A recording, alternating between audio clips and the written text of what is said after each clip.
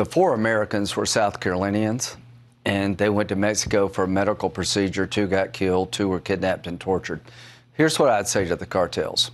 Last year, 70,000 Americans died from fentanyl poisoning coming from your business model.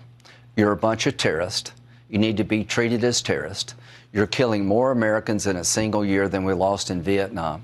We're losing 200 a day to fentanyl poisoning coming from drug cartels in Mexico. They're the enemy of the United States. They've declared war on the American people through the use of fentanyl and other terrorist tactics. I want to declare war on them. Senator, thank you very much for joining us. I'm trying to just wrap my mind around, when you started off, you said what I would say to the cartels. I mean, are we at that point? Do we have open lines of communications? No. Who's the face of these cartels? Like, are we communicating? We're tracking them for sure. We just talked to Attorney General Bill Barr last hour. We know we have really sophisticated ways of tracking them both in this country and in Mexico. But I mean, what are we doing about this? And I know we're talking about a lot about what we're doing, you know, to cut off the cartels in Mexico, but they've infiltrated the United States. They're in almost every state. Well, number one, they're terrorist organizations, not just criminal enterprises. They get most of their material, or a lot of it, from China.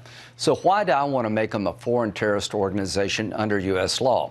If you provide material support to a foreign terrorist organization, you can be prosecuted in U.S. courts. So any China link to the drug cartels, we would have ability to take them in the court. We can write the FTO so it doesn't change immigration law for an individual applicant. I want to call them terrorists. Then I want to do the second thing, allow military force to be used, not to invade Mexico, not to take down the Mexican government, but to break the backs of these cartels that are killing 70,000 Americans a year. So we need an authorization to use military force to surgically strike the drug cartels that are terrorist organizations operating, and to the Mexican government. Here's what I want you to understand. Your policies are not working for your own people. They're not working for the United States. The Mexican president needs to stop hugging these people, working with the United States to take down these drug cartels. He suggested that people in America not vote for Republican. That's not what I'm trying to do. I'm trying to work with Mexico, but I want to let the Mexican government know that if you don't change your policies, we're going to take things into our own hands. We're going to start killing people in Mexico who are killing Americans because they're terrorists. We do it all over the world every night.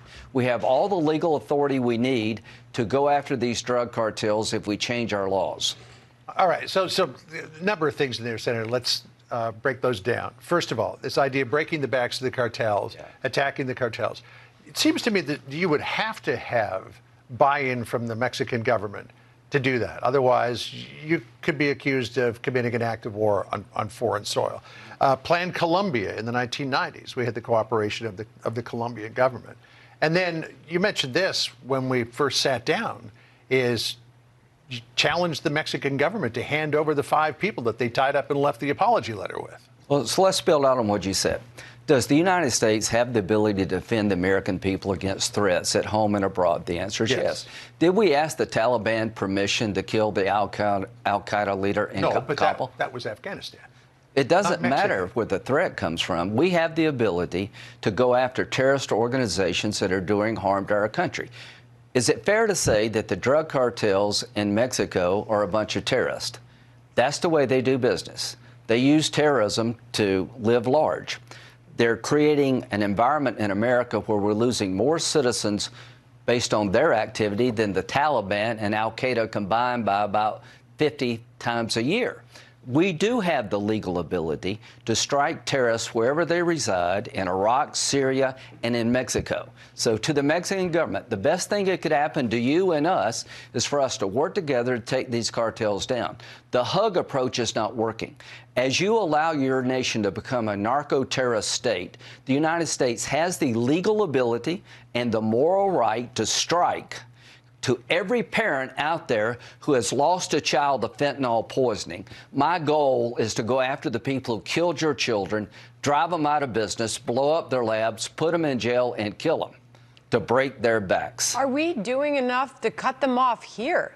No. I mean, we know that there's a huge financial network here. I mean, we know they're massively profiting off human trafficking, off their drug trade. And we know you can look, it's almost every day there's somebody caught up in a money laundering scheme, you know, right here in the United States. So before we talk about doing this in Mexico, why aren't we doing more to cut off this infiltration here, Senator? Well, number one, why don't you know, the Biden administration, I think, has failed, and the Mexican government has failed in dealing with this narco-terrorist state that's emerged in Mexico. In Columbia, South Carolina, we had a cartel connection in Columbia, South Carolina. We have the ability to prosecute people in Columbia, South Carolina as part of a drug deal in Mexico. Why do I want to make an FTO of these groups, Sandra? It's because if China is supplying precursors to a foreign terrorist organization, you can prosecute people in China. So, no, we're not doing enough. We're not doing enough to stop it at the border. But the main thing to break the backs of these drug cartels is to go to war against them, surgically attack their infrastructure, use the U.S. military to destroy the backbone of these networks that are poisoning America. You have all the legal authority you need to do it. Do we have the will? You think you can get this through Congress? I would hate to be the member of Congress that took off the table the ability of the United States military to destroy drug cartels in our southern border that are poisoning 70,000 Americans a year to death. We're losing more Americans every 2 weeks than 9/11 due to fentanyl poisoning coming out of Mexico. To the Mexican government, let's work together. But if you do not work with us, we will be forced to protect America by using military force, and we have the right, no matter where the threat comes from, to protect Americans. We'll be watching your bill, see if it gets through. All right, Senator, thanks for joining us.